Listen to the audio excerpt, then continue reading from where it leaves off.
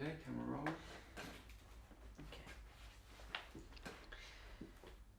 Okay. So you've mentioned this briefly a minute ago. This is all about the communication home, in particular, from the letters. But can you describe the discovery of all of your mother's and your letters home? How were they discovered? It must have been in the 1980s or even 90s, maybe around there. Uncle Bill, who now had retired, got into his 80s, in a flat in Manchester. He wasn't married, he'd lived on his own once he'd moved from the shop. And he suddenly, as I was visiting him one day, came out with a great plastic bag stuffed with crumpled up airmail letters, and I could see my mother's writing on them, and all the letters, there was many that I'd kept, that she'd written from Melbourne to him and their parents, you know. He said in his typical casual way, "Are these letters any interest to you, Nigel?" You know, I said, "What?" So it really was tremendous. Now, you know, to sit down and read them all, you think, oh, you'd need a long time. But I suddenly realised this was our life for 3 years. You know, mundane letters from some housewife, but referring to things like, wasn't it awful about the king? I always knew his illness was worse than they made out. And that she'd be talking about Everest being scaled and Queen Mary dying, and then there was the coronation. All sorts of living history. The Suez crisis, when we went through the Suez Canal, there was nearly war between Britain and Egypt or something.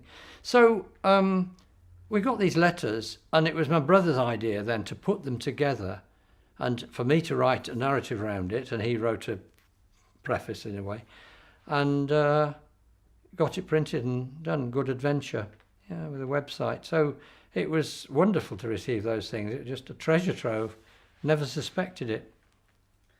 Great. Can you tell us a little bit about the writing of Letters Home? So who wrote them? How often were they written? The letters that were written home, I mean, 9 out of 10 of them, more than that, were from my mother. She wrote, everyone starts, "Dear Ma, Dar and Billy," or Ma, Dar and Bill. Ma and Dar, meaning mum and dad. Dad would say to her, "Oh, you ought to write to my mother a bit." He was a bit naughty because he wasn't an avid letter writer. He did write 1 or 2 and they're in the book.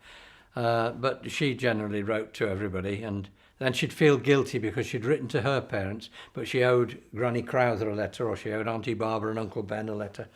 But she wrote every week. My brother Tony said in his preface that she wrote first of all weekly, then fortnightly, then periodically. I don't think that's completely true. I think she wrote, it was never periodical, although she did apologise when they'd been detained from, or prevented rather, from writing as quickly as often as she'd like. But she did all the writing, and I was encouraged to write some. So do you remember writing Letters Home, and how much did your mother help you with the writing of them? I do remember writing letters to the grandparents and Uncle Bill. I'm not aware that Mum helped me because I had by now learned to write without it being too spaced out, as I was told in the junior school. So she'd encouraged me to write. I might have said, "What should I write about?" And she'd say, "Tell them about so-and-so," but she didn't sit and help me to spell things. I was apparently very good at that most of the time. There were 1 or 2 mistakes. But I can recall getting letters back as well. So that was my next question. Do you remember the family receiving letters, and were there any that were just for you? The family, we did receive letters from home, usually airmail, but unless they'd enclosed anything in, and then it would come by sea, so it took 5 weeks or more. And yes, there were sometimes letters for me that came either within one of the others or maybe separately. I don't know about that. I received a present too. We got Christmas presents and birthday presents each time, which would have been sent by sea. So they must have had to plan it ahead. And when it was the coronation in 52, was it? 53, there was a little gold coach and white horses. You know, it was a great thing, really wonderful. So, yes, I can remember receiving things with great excitement. Leads my next one. about parcels being sent and received. So what? So you, obviously the thing for the coronation. What other things were sent and received in the parcels? You mentioned about food before. There were often they didn't send food to us, but my parents sent food to them. It must have been that it was still a bit hard to get here. Not hard to get food, but things were cheaper. It must have made financial sense to buy it in Australia and post it. So it shows really how things were not so good here at that time, economically. Mum refers to things that I don't remember, but certain things like cowboy suits and cap guns and things, some things were sent as presents. I can remember having them and that they were for us, but I don't recall every single present now. There was something like a shuttlecock shape, and you put a ping pong ball in and flicked it, and you'd have to try and catch it. That kind of toy. We received things like that from home. That was nice. Books as well. So, who was the photographer in your family, or did your parents share taking the pictures? We had an old box camera, and I can remember Dad took pictures. I don't recall my mother ever doing it, but she must have taken some. Obviously, there's one I can think of where Dad, Tony, and I are on the beach, so she must have taken it. But I'd say he was the photographer really, and he recorded a lot of things on black. It's always black and white photos, but we've got most of those still, I think. Do you ever remember any phone calls back home? I don't think there were ever any phone calls because nobody back home, or most people, didn't have a telephone. We didn't have one in Australia, so I don't think there was ever a phone call.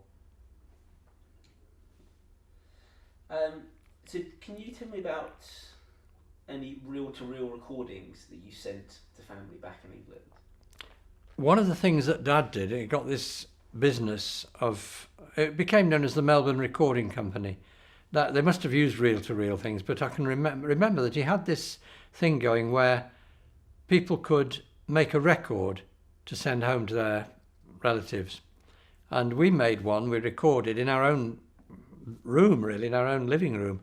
It wouldn't have been very sophisticated, but that must have been on a reel-to-reel, but it made a record. And that was, each person said something in turn to greet the grandparents and uncle. And then they made one for Dad's mother and maybe an aunt and uncle. The strange thing is, though, I don't recall those ever getting back. Either they came with us and nobody had got a gramophone, as it was called, to play it. I don't know if that bit succeeded. But they did have other people in the hostel making messages for their folk back home. And that must have been a good business because they obviously paid to do that. But it was definitely records, because there's always the case of we've got to pack this carefully so it doesn't crack or break or bend or something. Okay, cool. So now moving a little bit more contemporary. So do you think your trip to Australia had a lasting legacy on your life? And if so, can you describe how? Sometimes people ask me, whether our time in Australia had a lasting impact on me. And in some ways, certainly it did. It was a good adventure, as Mum called it. It really was good all through. The homesickness passed, and it became a good adventure. And it's there, I think, that I started to love travel. And so in the 1950s, 58, when I was 13, we went to France for the first time, and we towed a caravan, and it was tremendous. I loved it. We were all the way down France to the south coast, the Riviera. And then, of course, as things opened up, people started going to continental Europe. And I've been to every continent now except South America. And I've loved travelling, partly with languages, going to France and Germany and Switzerland with exchanges. But I've loved travelling. Been over to North America anyway, and been back to Australia now, Africa, as I was telling you a while ago.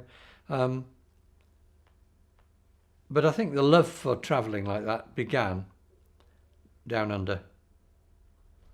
I think we'd have done it anyway, because people do. We fly around the world now. But it was there that I got this taste for being in Australia, and also visiting places like Colombo in what's now Sri Lanka, Aden in Yemen, and Malta. It's great, wonderful experience. So would you describe yourself as English, British, or something else? And are there ways in which you still feel connected to Australia? Do I feel English or British or something else? Well, the simple answer is English or British, both. I'm English by race and by historical culture, and I'm British by nationality. That's my nation state.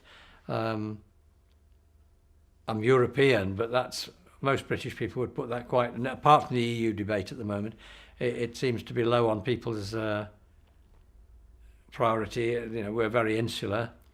Links with Australia, yes and no. I mean, yes, in memory, all that meant. I loved it, and I really thrilled to go back 5 years ago, and I was a fool for not going earlier when I might have seen the hostels again. The only one I did see was Bonegilla. Bonegilla's still there. But I couldn't say I'd become Australian because we were never in Australian society, really. I wasn't. We were in a sort of artificial hostile type of environment, but I think I would have been able to settle there. And do you still feel a strong connection with Australia?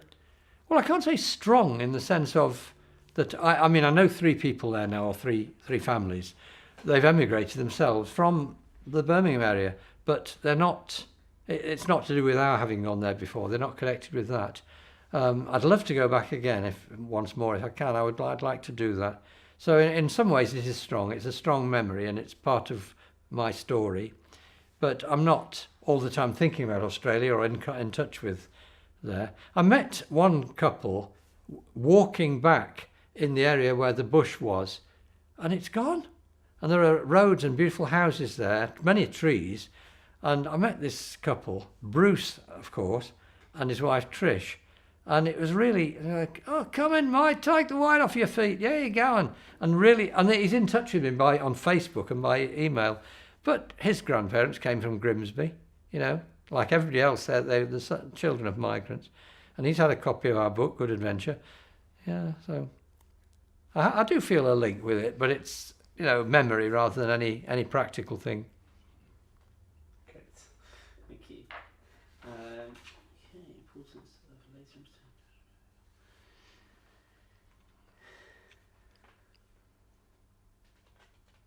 So for the final question, which actually isn't down here, but it is on the thing. So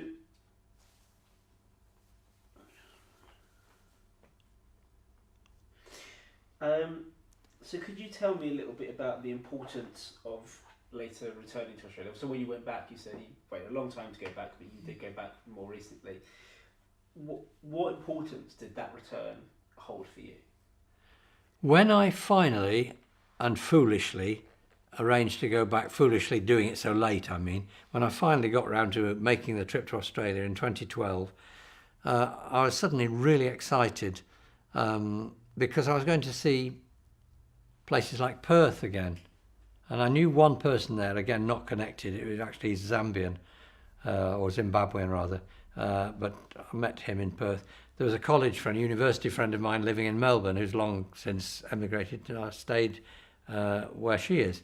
And then 2 families in Sydney. And I went along on the Indian Pacific Railway right across the Nullarbor Plain. And seeing Melbourne again, relatively unchanged, I mean, greatly changed, but recognisable with its tree-lined avenues and all the trams going along, and the beaches are, as I remember them, although more developed now. So it was just absolutely wonderful to be back there. But sort of bittersweet. Not bittersweet, but I mean, wonderful and happy. But that sadness of knowing that I'm not 6 or 7 or 8 now, and I can't do the things I would have done then, and Mum and Dad will never be there again. And, you know, there was but I wasn't morbid about it. I was thankful, just grateful that I'd had that experience. And I still feel it's almost unfinished business. I'd like to go back one more time. I say one more time, I'd like to go back again because there were other things I'd like to see. I think I can do that. But I'd also like my brother Tony to go because he might not remember things even when he sees them, but it would mean something. And he's got, on his wife's side, he's got relatives there, sort of distant relatives, and he could go and stay with them. And that makes it easier if he can stay with people anyway than just being in hotels which are the same the world over. So yeah, I'd like to go back. But yeah, it was a good adventure and it's made a big impression. Cool. So that's the questions done.